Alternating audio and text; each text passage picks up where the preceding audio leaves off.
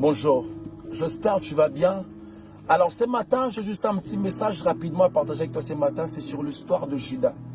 Judas, il a vendu Jésus, on lui a donné l'argent. Et puis après, je me disais que voilà, Judas maintenant, il sera très heureux, il sera maintenant riche. Mais après, la Bible me dit que Judas cependant, qu'est-ce que j'ai compris par là? La Bible voulait aussi nous faire comprendre que tu ne gagnes rien du tout en faisant du mal à ton frère. Cette feuille que vous voyez, ça ressemble à un cœur. Si je prends cette feuille, je la froisse et j'essaie de le remettre comme avant, cette feuille ne sera plus comme avant. Pourquoi? Tu vas remarquer le signe. C'est la même chose quand tu blesses quelqu'un, tu blesses son cœur. Cette personne ne sera plus la même personne. Pourquoi? Il y aura de cicatrices qui vont rester dans son cœur. Celui qui blesse oublie, mais celui qu'on blesse n'oublie pas parce que le cicatrice reste. Ne jamais bâtir ton bonheur sur le malheur des autres. Tu n'as pas besoin de détruire ton frère pour être levé. Le fait de salir ton frère ne te fera pas aimer à sa place. Le mal que tu fais aux autres aujourd'hui, un jour ça va te rattraper. Même si ça ne te rattrape pas, mais ça va rattraper même tes enfants. C'est ce qu'on appelle le karma.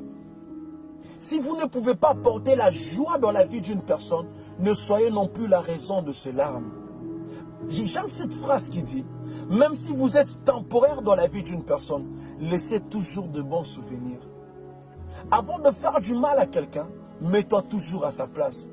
Pense à ses enfants, pense à sa famille. Si c'était toi, qu'est-ce que tu allais ressentir? Comment tu allais ressentir?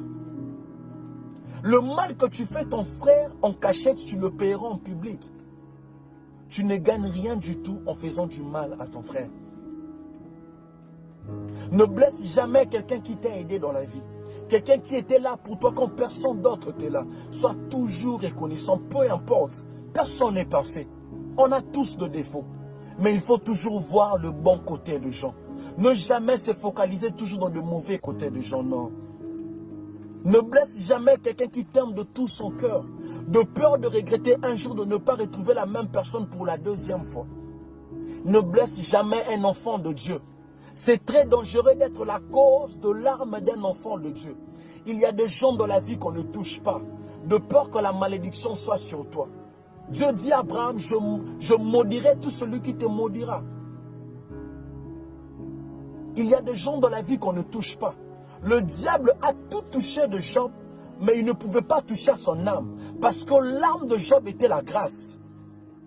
On ne touche jamais à la grâce, parce que la grâce, c'est Dieu lui-même. Il y a des gens dans la vie, tu peux toucher à sa réputation. Tu peux salir sa réputation. Tu peux dire n'importe quoi sur son nom, mais tu ne toucheras jamais à sa grâce. Parce qu'il y a des gens dans la vie qui sont appelés à aller loin, peu importe ce que les gens diront. Détester un enfant de Dieu ne lui empêchera pas de réussir.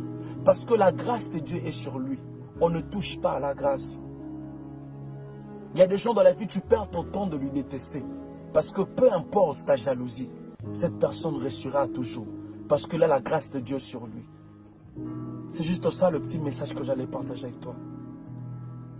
Faire du mal à ton frère, tu ne gagneras rien du tout en faisant du mal à ton frère. Alors aimons-nous vivants. Ça ne sert à rien de nous faire du mal. Que mon Dieu te bénisse. Tout est vanité. Que mon Dieu te bénisse. C'était juste ça le petit message que j'allais partager avec toi. Merci beaucoup.